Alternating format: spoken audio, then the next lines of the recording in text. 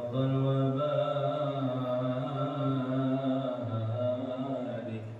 بجلالك وكمالك على سيد عبادك وأشرف عبادك أسعد العرب والعجم وإمام طيبة والحرم وترجمان بلسان الكتاب ومنبع العلم والعلم والحكمة والحكم أبي القاسم سيدنا وحبيبنا وشفيعنا ومولانا محمد زده شرفا يا رب كرما وتعظيما ورفعة ومهابة وبرا ورضي الله تبارك وتعالى عن ذوي الفخر العلي والقدر الجليل سادتنا وإمتنا وموالينا أبي بكر وعمر وعثمان وعلي الحسن ثم الحسين وبقية الصحابة وقرابة رسول الله صلى الله عليه وعليهم أجمعين والحمد لله رب العالمين. يا رب بالمصطفى بلغ مقاصدنا واغفر لنا ما مضى يا واسع الكرم. يا رب بالمصطفى بلغ مقاصدنا واغفر لنا يا واسع الكرم. لم يحتدي قط طه مطلقا أبدا ومتى ثاب أصلا في مدى زمني. يا رب بالمصطفى بلغ مقاصدنا واغفر لنا ما مضى يا واسع الكرم. منه ثوابك لم تر وما وقعت ذبابتنا أبدا في جسمه الحسن. يا رب سيدنا واغفر لنا ما مضى وقلبه لم ينم والعين قد عست ولا يرى ظله في الشمس ذو فضل. يا رب بالمصطفى بلغ مقاصدنا واغفر لنا من خلفه كالأمام رؤية ثبتت ولا يرى أثر بول منه في علن. يا رب بالمصطفى بلغ مقاصدنا واغفر لنا ما مضى كتفه قد ألت قوما إذا جلسوا عند الولادة سمياذ بمقتتن. يا رب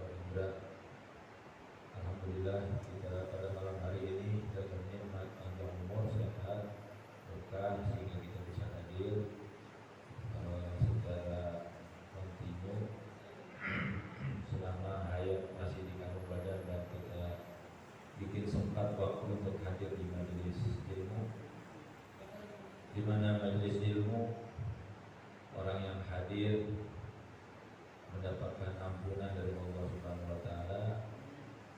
Tempat itu mustajab, keinginan kita, doa-doa kita dikabulkan oleh Allah Subhanahu wa taala dengan pemahatauan yang Allah mana-mana yang dikabulkan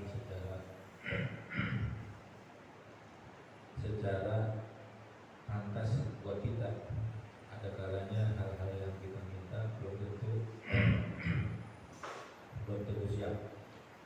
Kemudian juga di majelis seperti ini hafat al-malaikat, malaikat sayapnya itu diturunin, maksudnya maknanya malaikat senang, tenang hati kita, dapat ilmu juga. Sebab yarfa'illahu alladziina aamanu minkum walladziina utul ilma darajat. Enggak cukup cuman beriman doang, harus nambah ilmu. Baginda Nabi aja tiap hari beliau nambah ilmu. Dan ibadah, termasuk ibadah yang paling mulia, yang paling tinggi, yang paling afdal adalah kita hadir di majelis ilmu, dan juga kita berzikir berselawat kepada baginda Nabi Muhammad SAW. Dulu saya ngaji Kifayatul Asqiya di majelis Nahdlatul Umar. Nah, juga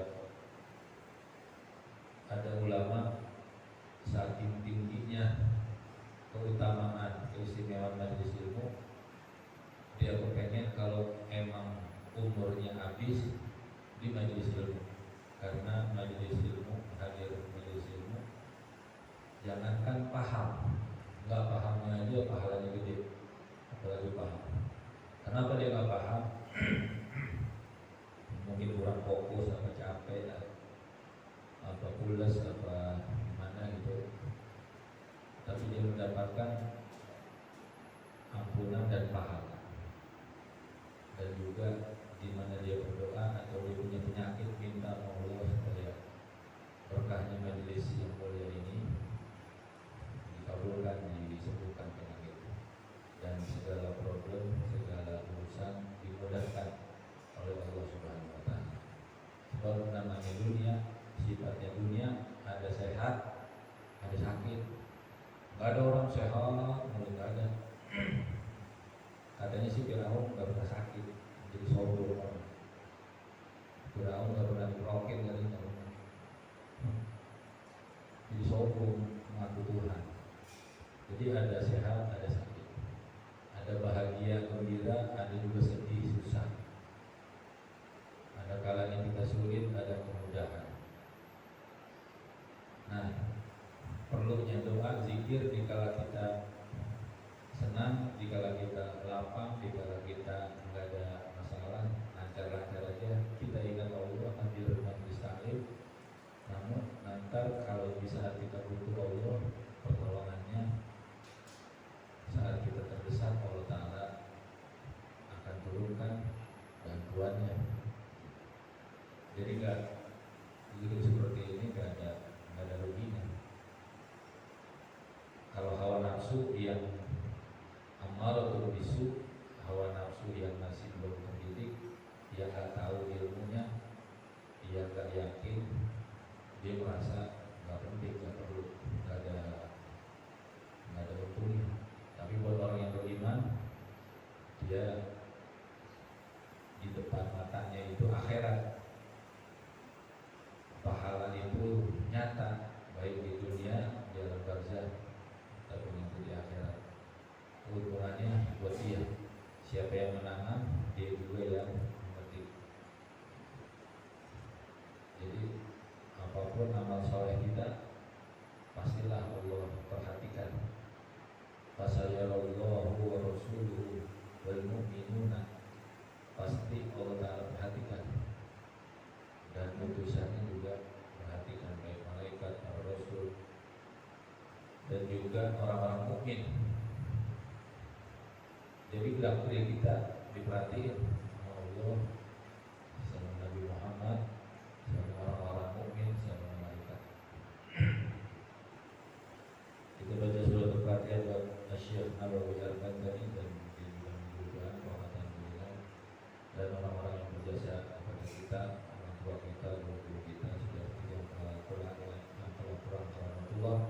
Semoga mereka selalu mendapatkan rahmat ampunan dan kemudian dengan Allah dan jannah ditinggikan derajat. Al-Fatihah. Alhamdulillah masyaallah bismillahirrahmanirrahim. Alhamdulillahirabbil alamin. Iyyaka na'budu wa iyyaka nasta'in. Shiratal ladzina an'amta 'alaihim ghairil maghdubi 'alaihim. Ada satu hadis bahwa Allah Ta'ala berfirman dalam hadis qudsi, aku mencintai hamba-hambaku yang melaksanakan kefarduan ibadah yang diwajibkan dan sholat yang waktu di antara. Ada juga hamba-hambaku yang menambah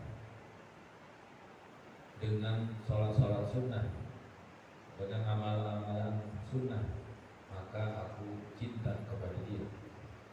Kalau Allah Ta'ala sudah cinta sama hambanya, maka Allah berikan hidayah, Allah berikan petunjuk, kemampuan,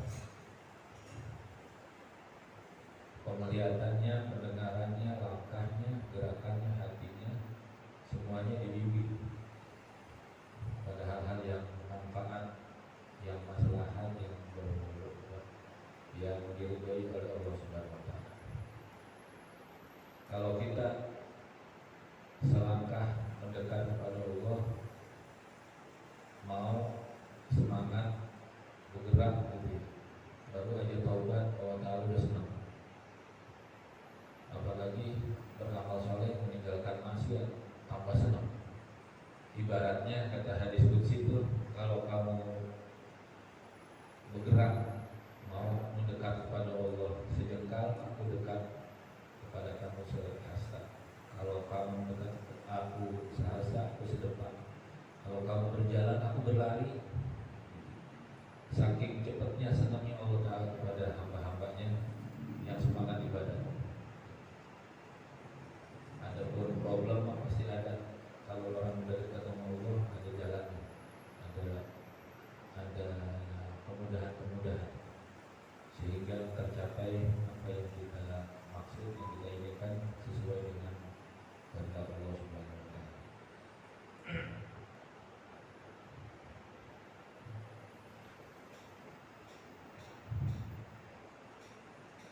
Kita tempoh hari membahas fadilah orang membaca Bismillahirrahmanirrahim.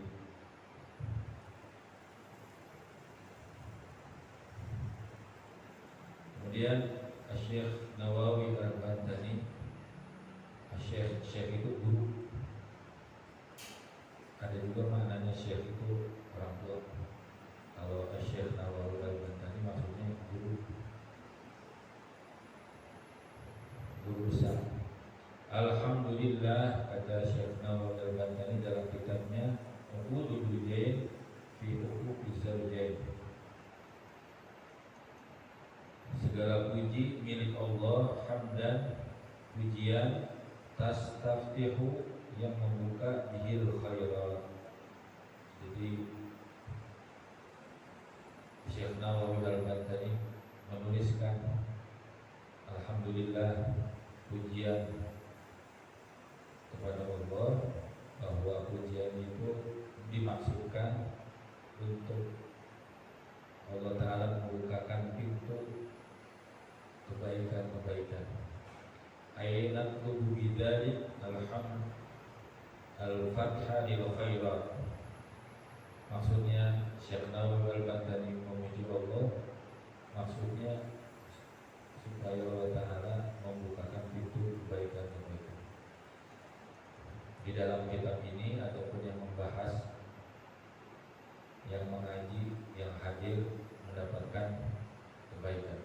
Wan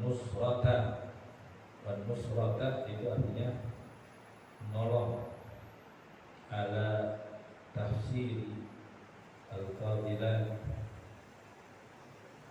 menolong untuk atasi hasil, memberi pertolongan untuk memperoleh segala karunia, segala pemberian Allah. Jadi dengan alhamdulillah, dengan mengucapkan atau menuliskan alhamdulillah, dengan pujian itu Allah Ta'ala bukakan pintu-pintu kebaikan dan menolong kita nih, menolong pengarang dan kita yang membahas untuk memperoleh kebaikan-kebaikan ataupun karunia-karunia Allah Subhanahu wa Ta'ala. An-nafahat ayat tubuh bidzalikal hamd al-fadil ataya wa nusra ala tahsilina.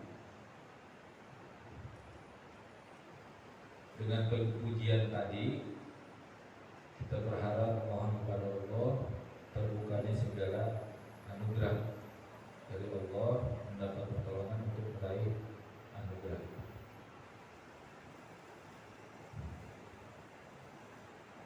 Pemberian Allah yang hissi wal ma'nawi. Al-hissi artinya fisik, wal ma'nawiyah non fisik. Non fisik artinya keyakinan, petunjuk, kemampuan, keberkahan, pertolongan. Kalau yang fisik,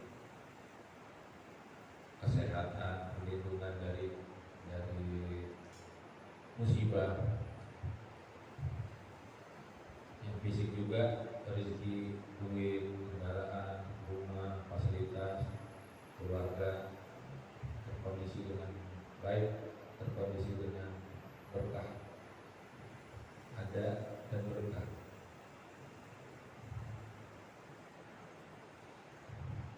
Wassalatu ay rahmatullahil maqrunatu bitta'zimi lil anbiya wa mutlaqur rahmah li ghairihim wa du'a bi khairin minal ibad. Wassalah, jadi as-shalah itu bisa artinya doa, bisa artinya sembahyang, sholat, bisa artinya kasih sayang Allah.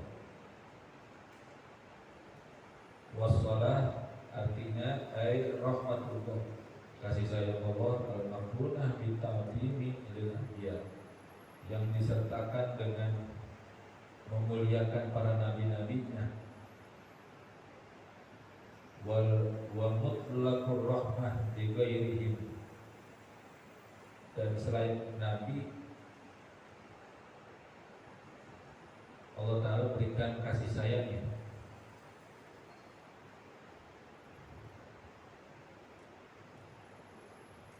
Jadi kalau buat nabi disertakan dengan memuliakan para nabi, bita'zimi, kasih sayang yang disertakan dengan pengagungan. Kalau selain nabi adalah kasih sayang. Jadi pengagungan itu buat para nabi, perjuangannya luar biasa, pengorbanannya, perjuangannya. Kalau buat selain nabi, ini umatnya wa mutlaqur rahmah li ghairihim wa du'a bi khairin minal ibad. Kasih sayang buat selain para nabi nggak pakai ta'zim, tanpa dimuliakan ya.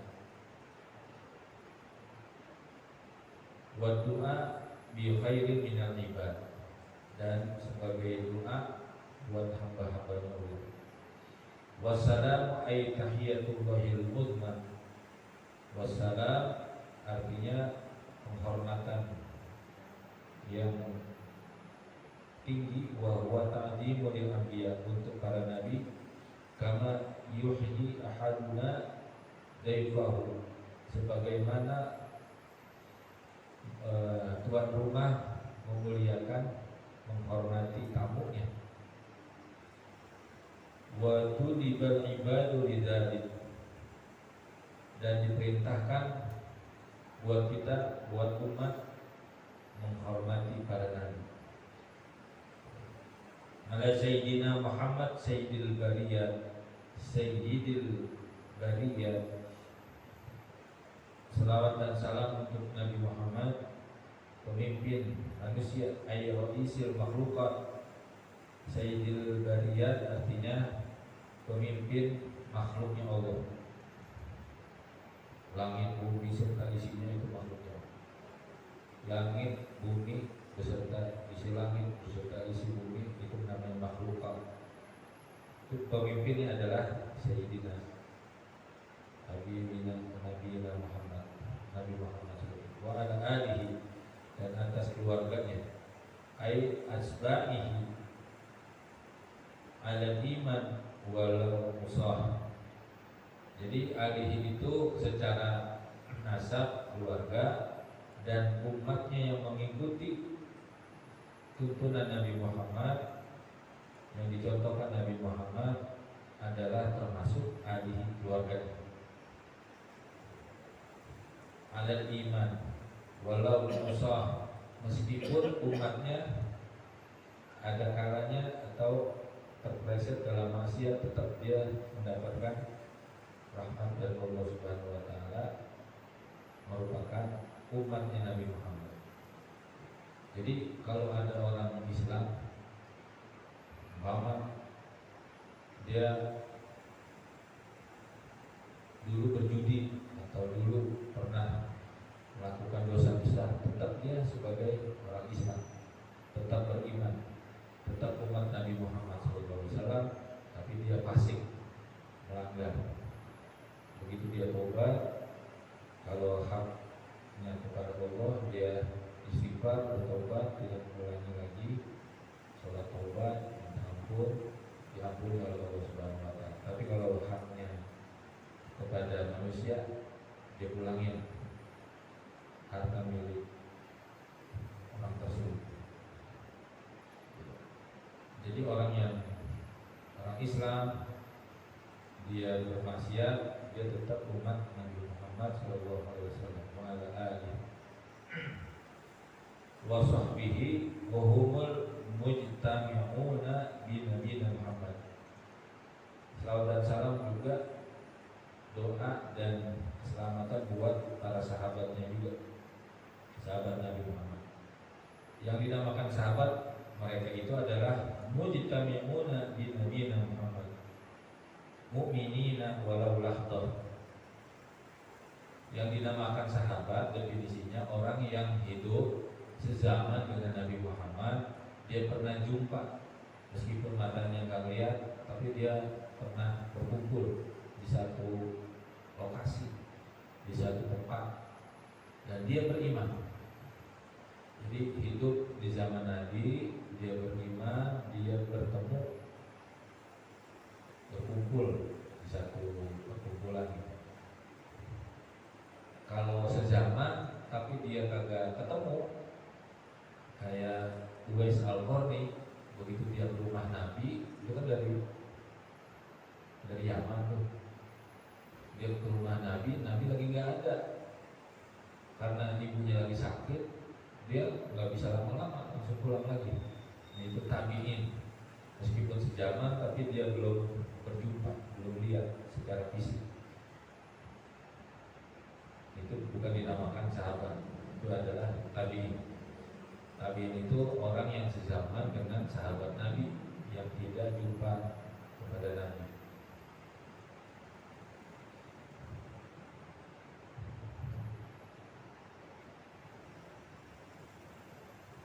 Al-muqtada bihim fi umurid din al-tiqat fiha.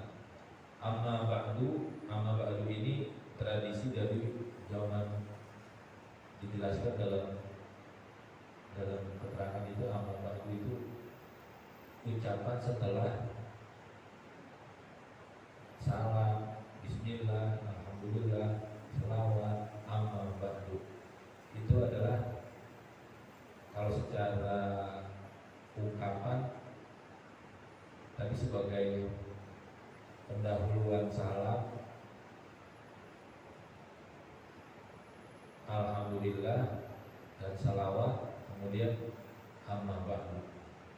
Artinya dilanjuti dengan kata-kata selanjutnya. Amma ba'du. Ai ba'dal basmalah wal hamdalah wassalah wassalam. Amma ba'du artinya setelah ungkapan, setelah ucapan atau setelah penjelasan basmalah, walhamdulillah, hamdalah, wassalah wassalam, fahadihi, maka ini al-hadirah fi dhihni risalatun ay kitabun saghirun jiddan.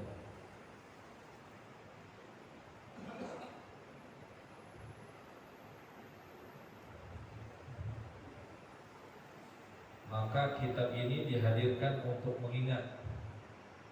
mengingatkan berupa risalah kitab saghirun jiddan, kitab yang tipis, kitab yang kecil. Muhimmatun adalah penting, mahzinatun lil qulub, mahzinatun lil qulub,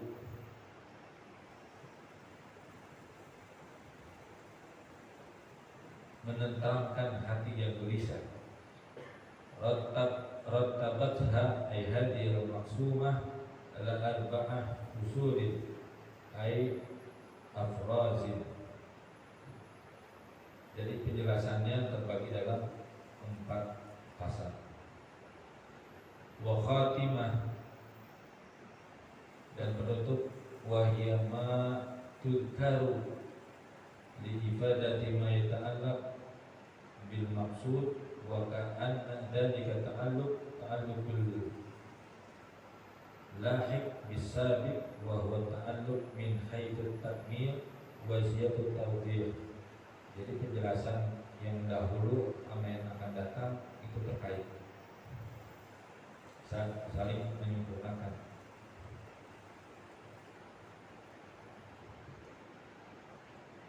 Al-faslul awal, yang pertama, fasal pertama diterangkan bayani, penjelasan huquqiz zaujah, hak-haknya istri, sesuatu atau perkara atau hal-hal yang si istri harus mendapatkan hal tersebut. Huququz zaujah, apa-apa yang harus dipenuhi untuk si istri. Al-wajibah adalah wajib ada zauji atas suaminya. Jadi suami harus memenuhi hal-hal yang akan dijelaskan untuk si istri. Wahiyya husnul ushrah, bergaul dengan baik. Jadi ucapan, sikap harus dengan baik. Jangan ngebentak, jangan apalagi hal-hal yang kita tidak inginkan ya, yang kayak diri ngomong dipercaya. Kadang-kadang di realitas karena dia jauh dari ulama, berisik banget gitu. Dia pirik, percaya udah kayak film. Nauzubillah min dzalik. Ya, kewajiban suami kepada istrinya adalah husnul ushrah, bergaul dengan baik. Wa mu'natuz zaujah,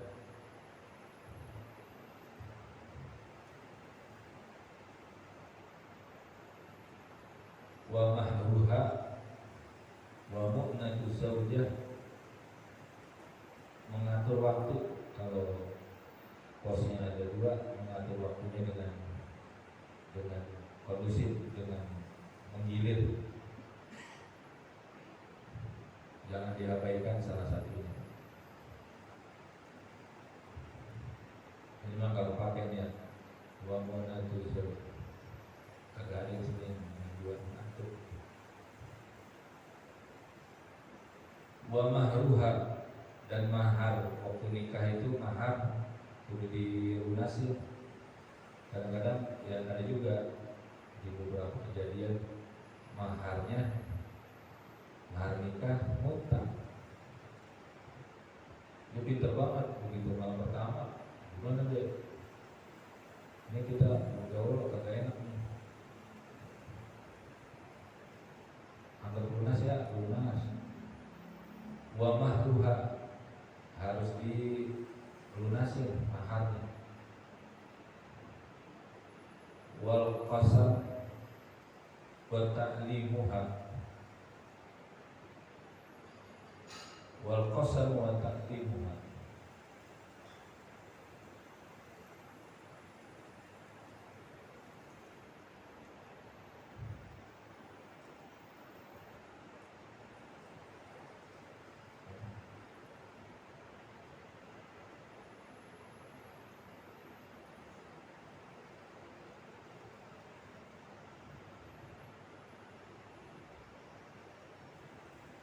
Wa mu'natu zaujah artinya nafkah kepada istri.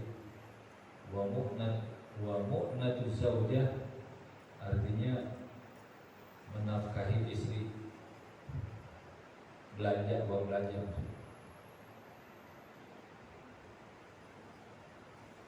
Wa mahruha, maharnya. Wal qasam, membagi giliran waktu kepada yang dia miliki, istri yang dia miliki. Nah, kalau satu sih aman. Wa ta'limuha, dan mengajarkan. Yang paling pokok adalah yang wajib buat si istri adalah bersuci, toharoh, kemudian sholatnya, puasanya, haid, nifas, itu yang diantara yang paling utama. Makanya kita ketolong kalau keluarga kita pada ngaji. Kalau kagak ngaji, kita nih bebannya wajib ngajarin istri dan anak. Ku anfusakum wa ahlikum nar, jagalah dirimu, selamatkanlah dirimu dari siksa api neraka. Dirimu dan keluargamu. Keluarga artinya istri dan anak. Menjaga supaya dia tahu ilmu syariat, ilmu fikih, ilmu ibadah, ilmu tauhid, kemudian juga diajarin akhlak supaya ngomongnya, sikapnya, kedisiplinannya harus diajari.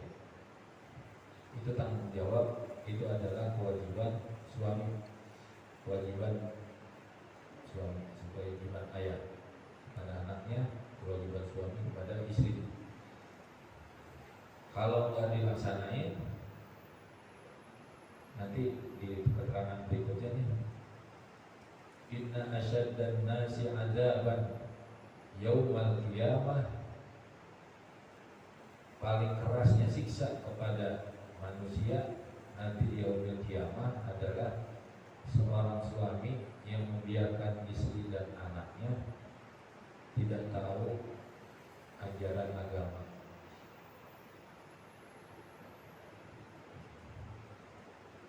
Wa ta'limuha ma tahtaju ilaih furudi al-ibadah, mengajarkan si suami ini harus wajib mengajarkan, artinya wajib, kalau kagak dikerjain dosa, kalau nggak dikerjain nanti dia ada siksanya di yaumil qiyamah. Mengajarkan yang dibutuhkan dari yang fardu, ibadat-ibadat yang fardu, wa sunaniha, dan sunah-sunah, walau ghairu muakkadah, dan ibadah yang ghairu muakkad. Ada sunat muakkad yang dikeluarkan, ada sunat yang ghairu muakkad. Wa mimma yata'allaqu bil haid, dan mengajarkan penjelasan tentang haid. Wah, kan ada darah haid, ada darah penyakit istihadah namanya, ada darah nifas, ada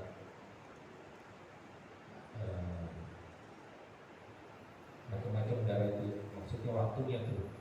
Kalau haid biasanya umum 1 hari atau 7 hari gitu. Kemudian kalau istihadah itu karena penyakit dia wajib puasa dan sholat. Nah, itu ada ilmunya tuh, ilmu fikih. Ada nifas setelah melahirkan. Wa min wujubi ta'atihi, dan kita harus ngasih tahu istri bahwa taat sama suami selagi enggak ngajarin yang maksiat harus ditaatin. Kadang-kadang suka ngambek, kita bisa ngajarin bahwa taatnya istri kepada suami adalah perintah Allah Subhanahu wa taala, perintah bagi Nabi Muhammad sallallahu alaihi wasallam. Kalau suami istri udah dekat dengan ulama bahwa berumah tangga sama Allah sampai dengan nanti di akhirat kumpul, insya Allah adem, insya Allah terpelihara hubungan dan diberkahi oleh Allah Subhanahu wa taala. Wal faslu tsani, dan pasal kedua fi bayanin, tentang membahas tentang hukukuz zauj, hak-hak suami, hak suami yang didapat dari istri. Al-wajibah, yang wajib ala zaujah, atas suami, atas istri. Jadi istri harus memenuhi, harus melaksanakan atau memenuhi kepada suaminya tentang beberapa hak. Wahiyya ta'atuz zauj, jadi istri harus taat kepada suaminya fi ghairi maksiyah, taat kepada suaminya kalau bukan maksiat. Kalau disuruh maksiat nggak boleh, nggak taat. La ta'ata li makhluqin inda maksiatil khaliq, nggak ada ketaatan kalau perintahnya itu untuk melanggar aturan Allah. Wa husnul ma'asyirah, dan bergaul dengan baik. Jadi istri jangan cemberut baik. Karena kalau cemberut kita sembahyang sampai lupa apaan. Cuma kalau bini lagi ngambek masalah.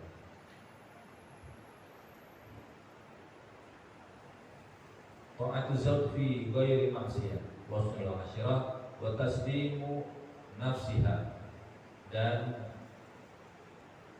menyelamatkan dirinya ilaihi wa mulazamah al-baiti wa siyanatu nafsiha, berdiam di rumah, memasrahkan dirinya kepada suaminya, berdiam di rumah kalau ada keperluan yang membuat dia kayak umpama dia dagang atau bekerja dan lagi pula situasinya aman, memelihara dirinya dan jangan sampai memasukkan ke tempat, ke kamar tidurnya orang yang bukan suaminya. Itu adalah kewajiban istri, menjaga kehormatannya, menjaga hubungan kepada suaminya, jangan sampai ada orang laki yang masuk ke rumahnya tanpa seizin suaminya. Artinya dijaga jangan sampai selingkuh.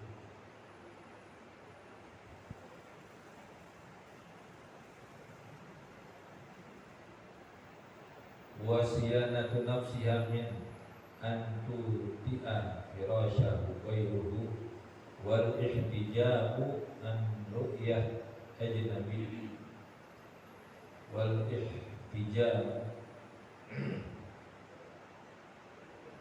dan membuat hijab atau penutup, atau dia pakai kerudung, pakai penutup aurat ajnabi dari penglihatan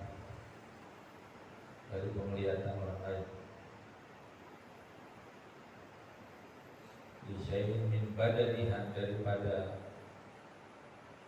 tubuhnya, walau wajhaha wa kaffaiha, sampai-sampai saking menjaganya itu antisipasinya preventif karena syahwat laki perempuan luar biasa, maka dianjurin jangan sampai muka sama telapak tangannya, kalau bisa jangan dilihat sama orang kan. Kalau orang yang apik banget tuh kayak gitu, dia nggak mau ketemu sama lawan jenisnya ya, kecuali suami dan mahramnya, keluarga. Idin nazar ilaihi haramun wal mal intifa'i syahwah wal fitnah, untuk menghindari daripada fitnah. Wa tarku mutalabataha lahu bima fawqal hajah,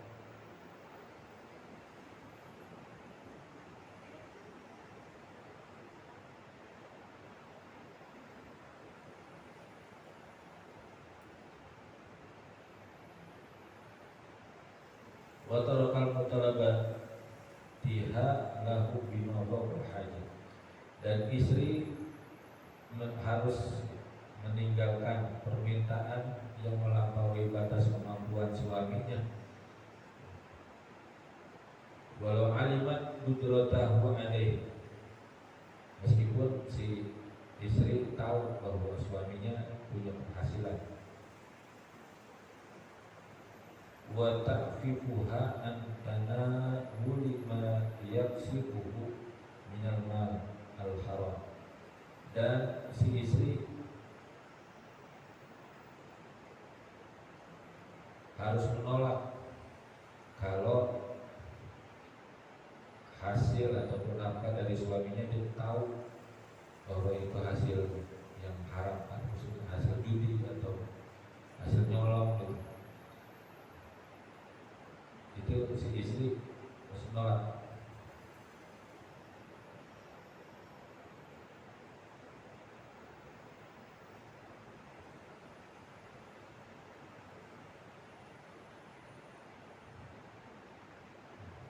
Boleh istri menolak dari harta yang haram.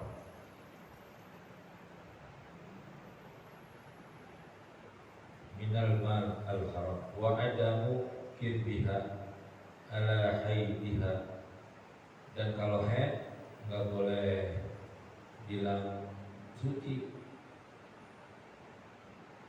dan kalau suci jangan bilang haid. Jangan karena bahaya kalau misalnya haid dibilang suci, begitu hubungan suami istri kemudian jadi benih anak, ntar anaknya cacat. Udah banyak kejadian, udah banyak buktinya. Kalau si istri lagi haid, kemudian suami istri hubungan, kemudian jadi pembuahan, jadi janin bayi, begitu lahir cacat. Itu kewajiban istri untuk suaminya.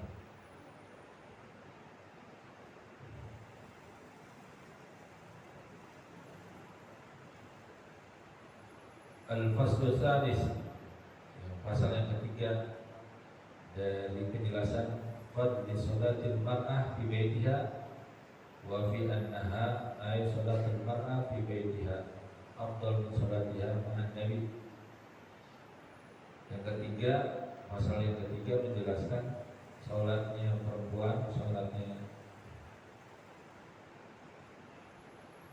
sholatnya istri atau sholatnya perempuan di rumahnya itu lebih bagus, lebih afdal daripada dia sholat bersama Nabi. Ini ada penjelasannya. Nabi bersabda, aqrabu ma takunul mar'ah min wajhi rabbiha idza kanat fi qa'ri baitiha wa inna salataha fi sahnin dariha afdal min salatiha fil masjid wa salataha fi baitiha afdal min salatiha fi sahni dariha wa salataha fi mukhdiha afdal min salatiha fi baitiha.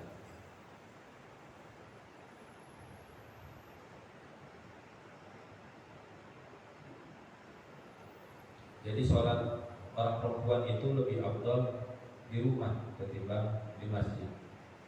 Tapi kalau misalnya nggak ada fitnah, nggak ada, artinya keadaan aman, nggak ada hal-hal yang mengganggu, dia boleh di masjid.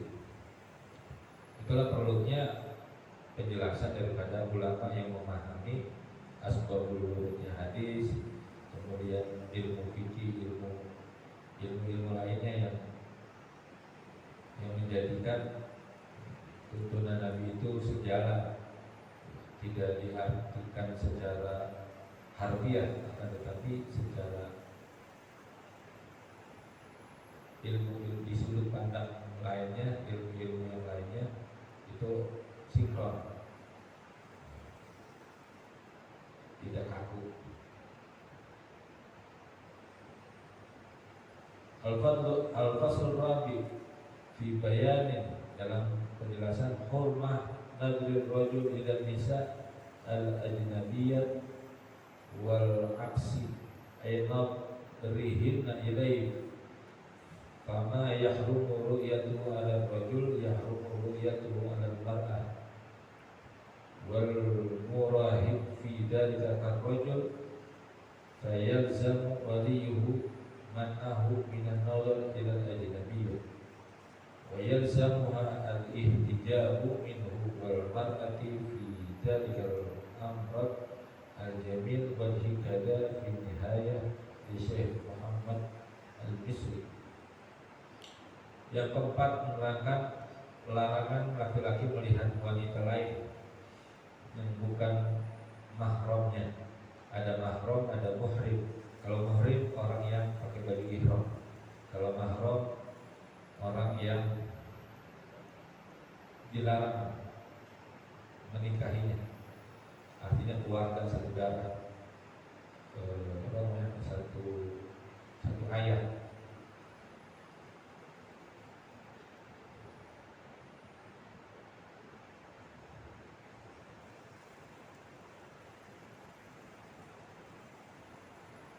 Jadi kalau perempuan kan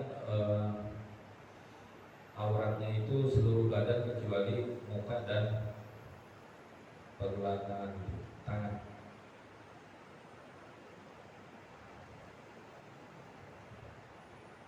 Kalau zaman dulu ada namanya budak.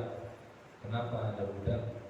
Karena dulu zaman sebelum Nabi diutus itu ada perdagangan, ada riba gitu, ada pinjaman riba, sehingga nggak kuat bayar, bunganya bertumpuk, akhirnya orang kayak barang dijual belikan gitu.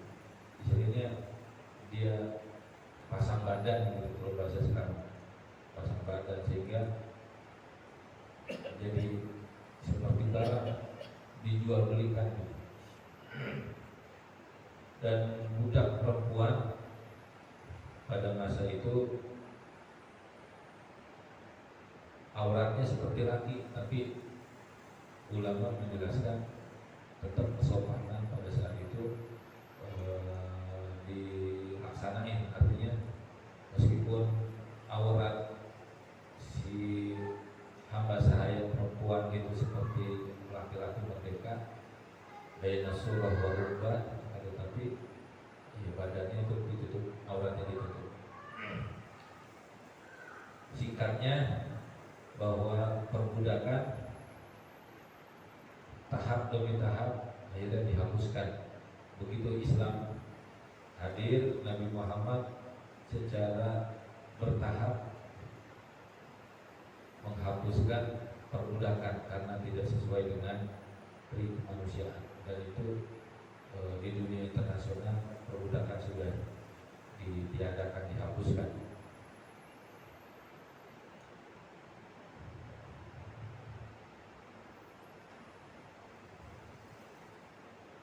Jadi aurat ini kita berat banget nih zaman medsos ataupun kita zaman sekarang, menjaga mata luar biasa.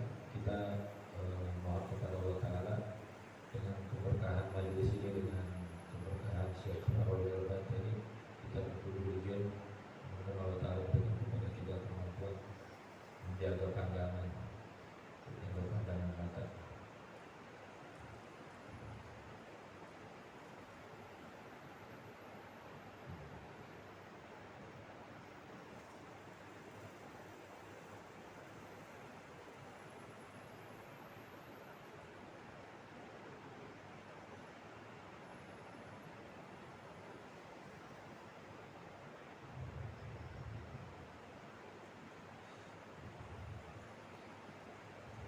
Kemudian ada manfaatnya, kita ambil berkah daripada kitab Uqudul Zaid fi Huquqil Zawjain.